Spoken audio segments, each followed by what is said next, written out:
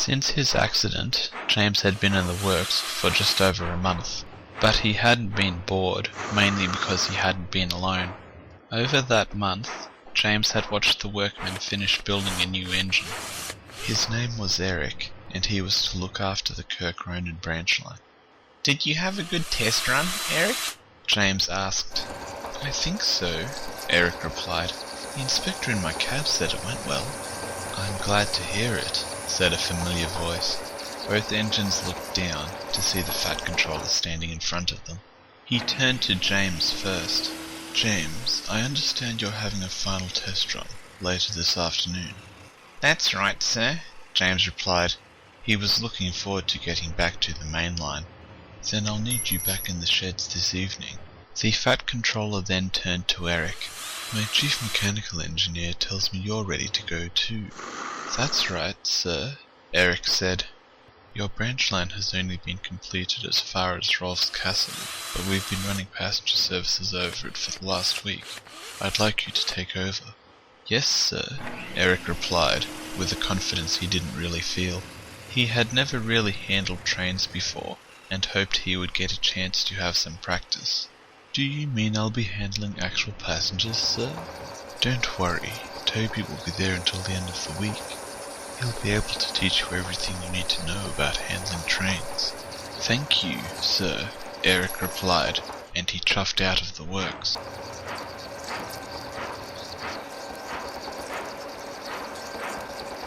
Despite his worries, Eric couldn't help smiling as he headed along the line. It was the first time he'd been beyond the short section of track used for test runs. He soon reached Kelsthorpe Road and took the points into the yard. A brown tram engine was waiting with some coaches at the platform, and Eric pulled up alongside. The tram engine looked over. "Hello, you must be Eric. I'm Toby." "Nice to meet you. The Fat Controller said you'd teach me how to handle trains?" "Yes. Would you like to double-head this passenger train with me?" "Yes, please," Eric replied. He quickly ran around and backed down onto Toby's train. "Slow down," Toby called, as Eric came in too quickly. Eric braked slightly, reducing his pace to a gentle crawl. "Sorry, Toby," Eric said.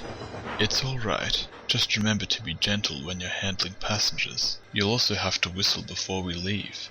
Eric did so, and the two engines set off.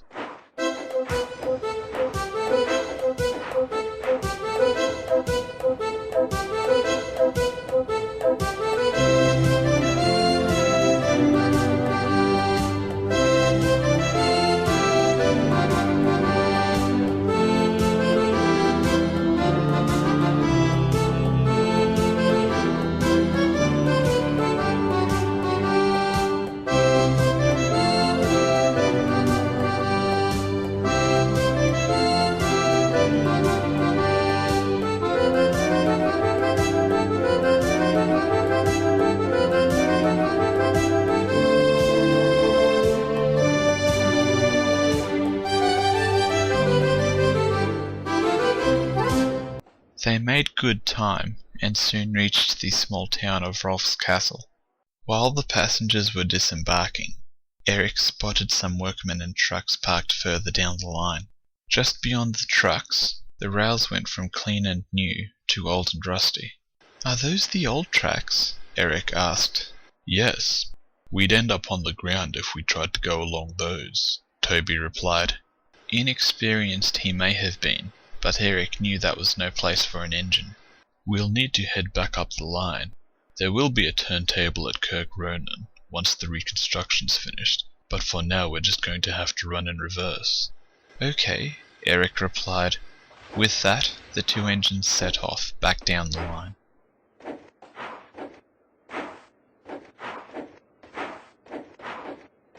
"That was easier than I thought," Eric said when they arrived back at Kelsthorpe Road. "It is easy, once you know what you're doing. You just have to remember that comfort and safety are the keys to looking after passengers." "Comfort and safety for passengers. Got it," Eric replied. Toby smiled. Unlike a certain young diesel engine, Eric seemed to be willing to learn. Over the next few days, the two engines shared the workload between them. Eric took passenger trains and Toby looked after the trucks. Eric was beginning to get the hang of it, but he still made small mistakes every now and then.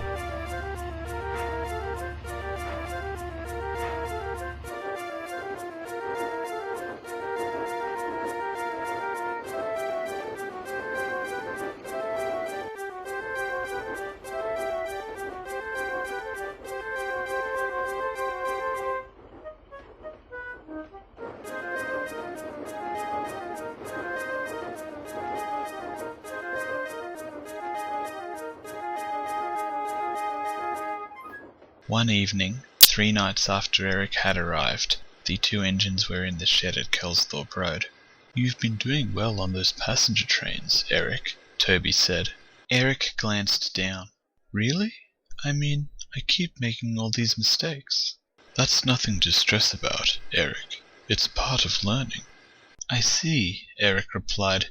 He understood what Toby was getting at, and he knew he hadn't been repeating his mistakes, which, he supposed, meant he was learning.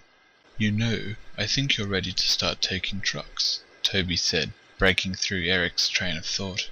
"Trucks?" Eric said. He'd heard about them from James when he'd been in the works. Dirty, troublesome things, James had called them. "Okay, Toby, if you think so." So, early the next morning, Eric was heading along the branch line with a train of construction supplies. Despite what James had told him, the trucks weren't giving him any sort of trouble. "This doesn't seem that tricky," Eric said to himself. Behind him, the trucks giggled. That was exactly what they wanted him to think. At Rolf's castle, Eric ran around his train and was coupled up behind it. As the train headed down towards the construction site, the trucks decided to play their trick. On, they called, pulling forward. Caught by surprise, Eric found himself rapidly picking up speed. His driver applied his brakes. Just as he was beginning to get the train under control, Eric's wheels ran onto the old rails. "Ooh," he gasped as the rails went out from beneath him. Ballast flew everywhere as Eric's wheels sunk into the ground. Eric's driver raised the alarm, and Toby soon arrived. He and the workmen then set about clearing up the mess. Later that evening, the two engines were in the shed again. Eric had been thinking about the accident all day, wondering if there had been anything he could have done to prevent it. Overrunning a platform was one thing, but getting grounded like that was something else.